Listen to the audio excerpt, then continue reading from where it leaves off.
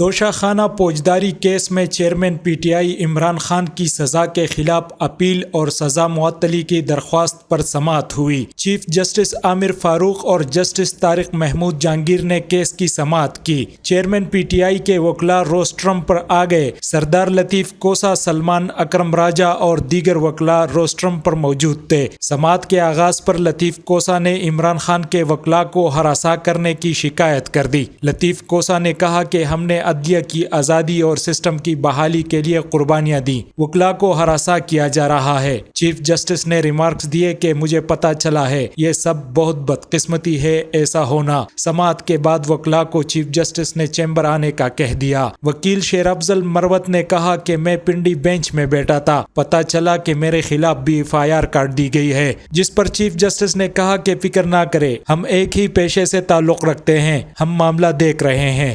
عمران خان کے وکیل لطیف کوسہ نے جج ہمایوں دلاور کے خلاف کارروائی کی استدعا کر دی۔ لطیف کوسہ نے کہا کہ ملزم کے حق دفاع ختم کرنے کے خلاف اپیل آپ کے سامنے زیر التوا ہے۔ جب ایک کیس میں حق دفاع کی اپیل زیر التوا ہو تو ماتحت جج کیسے کیس کا فیصلہ سنا سکتا ہے؟ جج نے 2 دن کا انتظار تک نہیں کیا۔ حقیقت یہ ہے جج نے 3 سال کی زیادہ سے زیادہ سزا سنا دی، 1 لاکھ روپے جرمانہ عائد کر دیا۔ ٹرائل کورٹ زیادہ سے زیادہ جو سزا سنا سکتی تھی وہ سنائی گئی۔ قانون و آئین کی پاسداری اہمیت کی حامل ہے۔ اگر ایک سیشن جج خلاف ورزی کرتا ہے تو یہ جسٹس سسٹم کے لیے المیہ ہے۔ جس درخواست پر آپ نے نوٹس جاری کر رکھے ہیں، کیا آپ اس کو غیر مؤثر قرار دیں گے؟ لطیف کوسہ نے کہا کہ یہ قانون اور جسٹس سسٹم کے ساتھ مذاق ہے۔ سیشن جج کو ہائی کورٹ میں کارروائی مکمل ہونے کا انتظار کرنا چاہیے تھا۔ لطیف کوسہ نے چیئرمین پی ٹی آئی کی سزا آج ہی معطل کرنے کی استدعا کرتے ہوئے کہا